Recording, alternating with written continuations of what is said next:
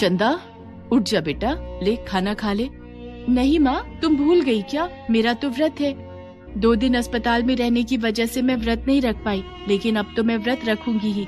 और हाँ माँ, हम वैष्णो देवी के लिए कब निकलेंगे? नवमी तो 3 दिन बाद ही है। हम कहीं नहीं जा रहे चंदा, और तू व्रत भी नहीं रखेगी। अरे पर ऐसा क्यों माँ?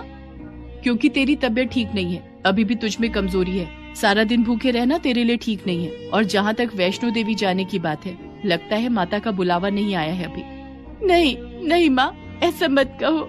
मैं कब से इंतजार कर रही हूँ नवमी के दिन का, जब हम वैष्णो माता के दर्शन करने वाले थे। और मेरी तबीयत की तुम बिल्कुल भी चिंता मत करो। मुझे बस एक बार माँ वैष्णो देवी के मंदिर ले चलो, तुम देखना मैं वहाँ जाकर बिल्कुल ठीक हो जाऊंगी।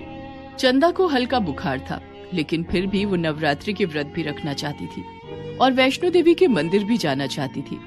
उसकी ऐसी श्रद्धा देखकर सुनैना उसे मना नहीं कर सकी और उसने भी तय कर लिया कि चाहे जैसे भी मुमकिन हो, वो चंदा को लेकर इस बार की नवमी वैष्णो माता के मंदिर में ही मनाएगी। गुल्लक में बचे पैसों और चंदा को अपने साथ लेकर वो अगले ही दिन निकल पड़ी।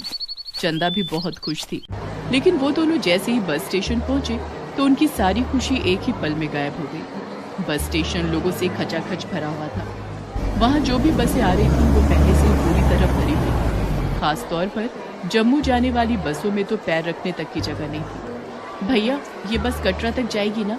हाँ जाएगी तो, लेकिन तुम दोनों नहीं जा पाओगी क्योंकि यहाँ बस एक ही सीट खाली है। सुनैना कुछ कह पाती उससे पहले वहाँ एक आदमी अपनी 2 बकरियों के साथ आ गया और बस कंडक्टर से बोला, भैया पठानकोट रुकोगे ना, बस एक सीट चाहिए।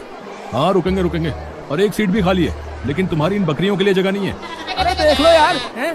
थोड़े मोड़े पैसे ले लेना इनके भी हैं। अगर ऐसी बात है तो ऐसा करो, इन दोनों को ले जाकर बस की छत पर बांध दो, लेकिन इन दोनों के अलग से 100 रुपए लगेंगे, ठीक है? ठीक है यार भैया, है चलो फिर मैं इन्हें बात कराता हूँ, ठीक है? तब तक तुम मेरा टिकट काटो।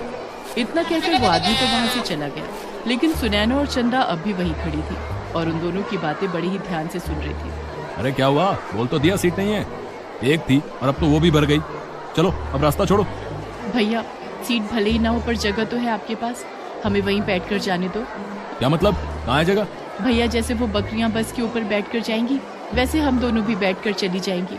बस आप हमसे भी उतना ही किराया ले लो जितना उन बकरियों का लिया है। मुझे कोई दिक्कत नहीं है, लेकिन एक बार सोच लो, यहाँ से कटरा बहुत दूर है, पूरे 2 दिनों का सफर है। रास्ते में कई जगह तेज धूप होगी, तो रात के वक्त भयंकर ठंड भी होगी। तुम दोनों वहाँ ऊपर कैसे रहोगी? जैसे वो बकरियां रहेंगी, आप चिंता न करो भैया। हम दोनों वैष्णो माता के दर्शन करने जा रही हैं और इसीलिए माता रानी हमें कुछ होने नहीं देंगी। सुनैना की बात सुनकर बस कंडक्टर मुस्कुरा दिया और उसने उन दोनों को बस के ऊपर बैठकर सफर करने की इजाजत दे दी और उनसे किराया भी बहुत कम ही लिया। इस तरह सुनैना और चंदा का सफर तो शुरू हो गया, लेकिन ये सफर इतना आसान भी नहीं था। जैसा कि बस कंडक्टर ने पहले ही बताया था, रास्ते में कई जगह तेज धूप तो वहीं रात के वक्त सरसराती हवा का सामना था। लेकिन सुनैना और चंदा का इरादा पक्का था। हालांकि चंदा की तबीयत बीच बीच में बिगड़ रही थी। भैया, मेरी बेटी को बुखार है, उसे रात को ठंड लगेगी, तो क्या आपके पास कोई कंबल या चादर होगी क्या उसे उड़ाने के लिए? मैं कटरा पहुंचते ही आपको वापस कर दूंगी। हाँ कंबल तो है, रुको मैं अभी ला कर देता हूँ। बस कंडक्टर ने सुनैना को बस में रखे अपने सामान से कंबल ला कर दिया और फिर उससे बोला, मैंने कई भक्तों को वैष्णो देवी के रास्ते तक पहुँचाया है, लेकिन सच में मानना पड़ेगा, तुम्हारे जैसी श्रद्धा किसी में नहीं देखी। माता रानी तुम्हारी यात्रा सफल करे। शुक्रिया भैया। वैसे हमारी इस यात्रा में आपका साथ न मिलता तो ये यात्रा कभी शुरू ही नहीं हो पाती। माता रानी आपका हमेशा भला करे। सुनैना कंबल लेकर वापस बस के ऊपर चढ़ गई। रास्ते में इतनी मुसीबतें झेलने के बाद भी सुनैना और चंदा ने अपने नवरात्रि के व्रत नहीं छोड़े और पूरी श्रद्धा के साथ अड़ी रही। व्रत होने की वजह से वो खुद तो कुछ खा पी नहीं रही थी, लेकिन उनके साथ सफर कर रही दोनों बकरियों का उन्होंने बहुत ख्याल रखा। और इस तरह पूरे 2 दिनों के बाद वो बस उन दोनों को लेकर कटरा पहुंच गई, जहां से अब उन दोनों को पैदल ही वैष्णो माता के मंदिर तक चढ़ाई चढ़ते हुए पहुंचना था। रास्ते में कई बार शरीर ने जवाब दे दिया, लेकिन उन दोनों का इरादा नहीं टूटा। भूख प्यास भी हौसले को नहीं तोड़ सकी। मंदिर तक के कठिन रास्ते में चंदा कई बार बेहोश हुई, लेकिन फिर भी वो होश में आने के बाद अपनी माँ को हिम्मत देती रही और दोनों माता के जयकारे लगाते हुए आगे बढ़ती रही। और फिर कड़ी मशक्कत के बाद आखिरकार वो समय आ ही गया जब वैष्णो माता का पावन मंदिर उनके सामने था। इतना लंबा और कठिनाइयों से भरा सफर करने के बावजूद उन दोनों के चेहरों पर कोई शिकन तक नहीं थी। माँ सच में यहाँ आकर कितना अच्छा लग रहा है ना। मेरी तबीयत भी अब बिल्कुल ठीक लग रही है। देखो ना, यहाँ हर तरफ बर्फ है, कितनी ठंड है यहाँ, लेकिन फिर भी मुझे बुखार नहीं चढ़ा। हाँ बेटा, ये सब वैष्णो माँ की कृपा है। चल अब जल्दी से पता करते हैं कि यहाँ कन्या पूजन कैसे होगा। काफी कोशिश करने के बाद भी वहाँ उन दोनों को कन्या पूजन के लिए कन्याएं नहीं मिली। जिन श्रद्धालुओं के साथ उनकी बच्चियां थी, वो सुनैना और चंदा की खराब हालत देखकर अपनी बच्चियों को उनके साथ नहीं भेज रहे थे। ये देखकर सुनैना और चंदा दोनों बहुत उदास हो गए और वैष्णो माता के सामने हाथ जोड़कर सुनैना ने कहा, हे माँ, यहाँ तक आकर अगर कन्या पूजन नहीं किया तो हमारे नवरात्रि के व्रत अधूरे रह जाएंगे। कोई तो चमत्कार करो माँ, हमें यहाँ तक लाकर हमारा साथ मत छोड़ो। सुनैना और चंदा हाथ जोड़कर और आंखें बंद कर माँ वैष्णो से प्रार्थना कर रहे थे। फिर जैसे ही उन्होंने आंखें खोली तो उनके सामने 9 छोटी छोटी और बड़ी ही प्यारी कन्याएं खड़ी थी, जो साक्षात माँ दुर्गा की अवतार लग रही थी। सुनैना को समझने में देर नहीं लगी कि ये सब माता रानी का ही चमत्कार है। उसने और चंदा ने उन सभी कन्याओं का पूरे विधि विधान से पूजन किया, जिसके बाद वो सभी कन्याएं वहाँ से कब और कहाँ गई, ये किसी ने नहीं देखा। सुनैना और चंदा की खुशी का ठिकाना नहीं था, क्योंकि आखिरकार उन्हें उनके संघर्ष का फल मिल चुका था। उन्होंने न सिर्फ माँ वैष्णो देवी की यात्रा पूरी की थी, बल्कि साक्षात माता रानी के 9 स्वरूपों के दर्शन भी कर लिए थे। और तो और चंदा भी अब बिल्कुल ठीक दिख रही थी, और ये देखकर सुनैना बहुत खुश थी। वो समझ गई थी कि चाहे कितनी भी मुश्किलें क्यों ना आ जाएं, माता रानी का साथ हमेशा उसके पास है। अरे भाई, रिक्शा खाली है क्या? जी मालिक, रिक्शा खाली है।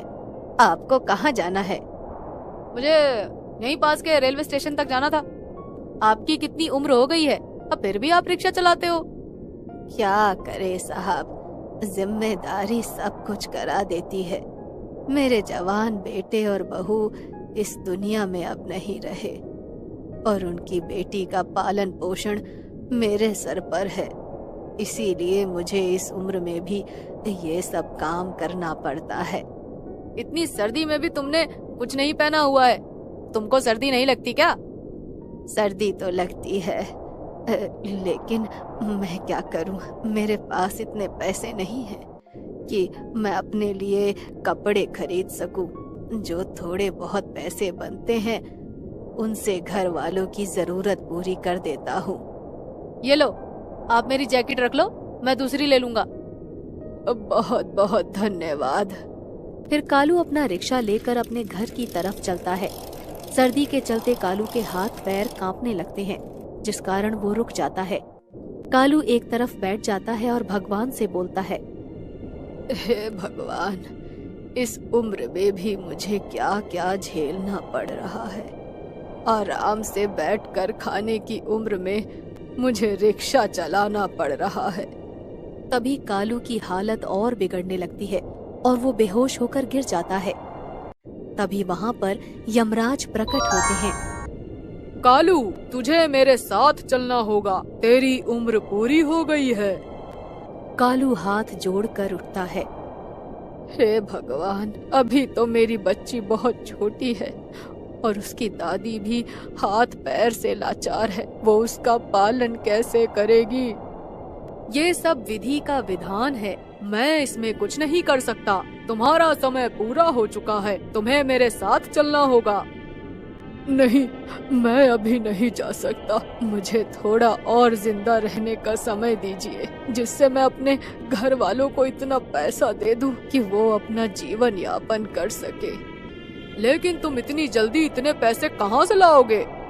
वैसे भी अब मेरा टाइम हो गया है, तो मुझे तुम्हारे साथ ही जाना है। मैं अपने शरीर के हिस्सों को बेच दूंगा और उससे जो पैसे मिलेंगे अपने परिवार को दे दूंगा। लेकिन एक बार शरीर से प्राण निकलने के बाद शरीर में वापस उसी प्राण को डालना संभव नहीं है। लेकिन मेरे पास इसके अलावा और कोई दूसरा रास्ता भी नहीं है। तुम्हें मेरे साथ चलना होगा, मैं तुम्हारी कोई मदद नहीं कर सकता हूँ। ठीक है, मैं तुम्हारे साथ चलने के लिए तैयार हूँ, लेकिन बस एक बार मेरे साथ मेरे घर चलना होगा। ठीक है कालू। कालू और यमराज दोनों बूढ़े के घर चल देते हैं। वो भी कालू के तुझे रिक्शे में मेरे बैठकर। साथ चलना। फिर यमराज देखते हैं कि उसके घर पर कोई दरवाजा नहीं था, एक त्रिपाल लटकी हुई थी। यमराज त्रिपाल की दूसरी तरफ जाते हैं तो देखते हैं दादी, आज तो बाबा मेरे लिए गुड़िया लेकर आएंगे। मैं अपनी गुड़िया को बहुत अच्छे से सजाऊंगी, उसके साथ खेलूंगी, उसकी शादी करवाऊंगी और उसके लिए एक गुड्डा भी लाऊंगी। बाद में बाबा से मंगवा लूंगी। हाँ बेटी, जो तेरा मन करे वो कर। तेरी खुशी में ही हमारी खुशी है और तेरे बाबा भी सब कुछ तेरी खुशी के लिए ही करते हैं। यमराज देखते हैं बच्ची भी फटे हुए कपड़े पहनकर बैठी थी। माँ जी, बाबा जी आज आए नहीं, अब तक तो उनको आ जाना चाहिए था। अरे वो आते ही होंगे, हो सकता है उन्हें कुछ काम आ गया हो, जिस वजह से आने में देरी हो गई होगी। मैं देखती हूँ घर में कुछ खाने के लिए रखा है क्या, तो बना देती हूँ। बुढ़िया लड़खड़ाती हुई रसोई में जाती है और देखती है कि घर में खाना बनाने के लिए कुछ भी नहीं था। दादी, तुम तो खाना बना रही थी ना? ये सुनकर बुढ़िया रोने लगती है। हाँ बेटी, मैं खाना बनाने वाली थी, लेकिन यहाँ तो कुछ बनाने के लिए ही नहीं है। तो दादी, अब हम क्या खाएंगे? तेरे दादा कुछ न कुछ जरूर ले आएंगे और हम उसे ही खा लेंगे बेटा। लेकिन दादी, हमें रोज रोज ऐसे ही बाबा का इंतजार करना पड़ता है। अगर बाबा नहीं होते तो हमारी जिंदगी तो कब की चली गई होती ना। ऐसा मत बोल बेटी, भगवान जो भी करते हैं सब सही करते हैं, तो चिंता मत कर मेरी बच्ची, जो होगा सही होगा। लेकिन दादी जी, आए क्यों नहीं बाबा? तभी यमराज जी एक बूढ़े आदमी का रूप बना लेते हैं और दरवाजे पर आकर आवाज लगाते हैं, कालू, अरे ओ कालू। फिर बुढ़िया लड़खड़ाती हुई दरवाजे की तरफ जाती है और बोलती है, वो तो अभी नहीं आए हैं। आप कौन हो? मैं उसका दोस्त हूँ और वो आज सुबह सुबह मुझसे मिला था। कह रहा था कि उसे कुछ पैसों की जरूरत है, लेकिन तब मेरे पास पैसे नहीं थे। लो, तुम ये पैसे रख लो। नहीं नहीं, हम ये पैसे नहीं ले सकते। वो आएंगे तो उनके सामने ही हमको पैसे दे देना। जिद मत करो, पैसे रख लो, हो सकता है कालू आए ही ना। तुम ऐसा क्यों बोल रहे हो? क्यों नहीं आएंगे? वो हमारी सारी उम्मीद उठाते हैं, हम उनसे ही हैं। अगर वो नहीं आए तो मैं और मेरी बच्ची, हम दोनों भूखे मर जाएंगे। मैं कहीं ज्यादा चल फिर नहीं सकती। मेरी छोटी बच्ची भला क्या काम करेगी? दादी, कौन है? तेरे दादा का कोई दोस्त है। अरे, आप कौन हो? मैं तुम्हारे दादा का दोस्त हूँ और उसने ही मुझसे सुबह पैसे मांगे थे, जो मैं अब देने आया हूँ। मैं अपने बाबा को जानती हूँ, मेरे बाबा कभी किसी से पैसे नहीं लेते। वो हमेशा मेहनत करके ही हमारा पेट पालते हैं। भले ही हमें थोड़ा खाने को मिले, लेकिन हम खुश रहते हैं। वो तो ठीक है, लेकिन कभी कभी हमें अपना जीवन खुद जीना पड़ता है। तभी कालू बोलता है, मैं अपनी बच्ची को जानता हूँ, वो आपसे पैसे नहीं लेगी, उसे अपने दादा पर ही भरोसा है।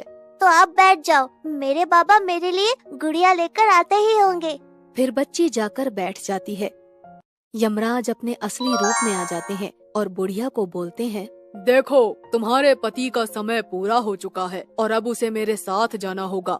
बुढ़िया ये देखकर हाथ जोड़ लेती है और बोलती है, हे देव, अगर आप उनको ले जाएंगे तो हमारा क्या होगा? आपको हमें भी साथ ही लेकर जाना होगा। लेकिन ये संभव नहीं है, जिसका जीवन पूरा हुआ वही मेरे साथ चलेगा। लेकिन हमें भी उनके बिना जिंदा नहीं रहना है। दादी, ये क्या कह रहे हैं और ये कौन है? मैं यमराज हूँ, तुम्हारे दादा के प्राण लेने आया हूँ। मेरे दादा को तुम क्यों लेकर जाओगे? वो मेरे लिए गुड़िया लेकर आएंगे, तब तुम उनसे ही पूछ लेना कि वो तुम्हारे साथ जाना चाहेंगे या नहीं। बच्ची की मासूमियत देखकर यमराज मुस्कुराते हैं और बोलते हैं, तुम अभी छोटी हो, तुम्हें इसके बारे में कुछ नहीं पता। बूढ़ी दादी के आंसू रुकते नहीं हैं, तो बच्ची बोलती है, दादी, आप रो क्यों रही हो? कुछ नहीं बेटा, मुझे लगता है हमारी बुढ़िया की ऐसी बात सुनकर कालू भी रोने लगता है और वो यमराज से बोलता है, आप मुझे अकेले यहाँ से ले जाओगे? मेरे परिवार का क्या होगा? क्या तुम्हें यही सही लगेगा? तुम्हारे साथ जरूर कुछ गलत हुआ है। और इस बच्ची का क्या कसूर जो वो अकेले रहे। तुम्हारे घर की गरीबी और मजबूरी देखकर मैं तुम्हें 1 महीने का समय देता हूँ और उसके बाद तुम्हें लेकर जाऊंगा, जब तक तुम अपने घर के लिए संपत्ति जुटा लो। बूढ़ा ये सुनकर खुश हो जाता है और बोलता है, मैं आपकी बात को कभी नहीं टालूंगा, हे यमराज जी। फिर यमराज कालू के प्राण उसके शरीर में डालकर वापस चले जाते हैं।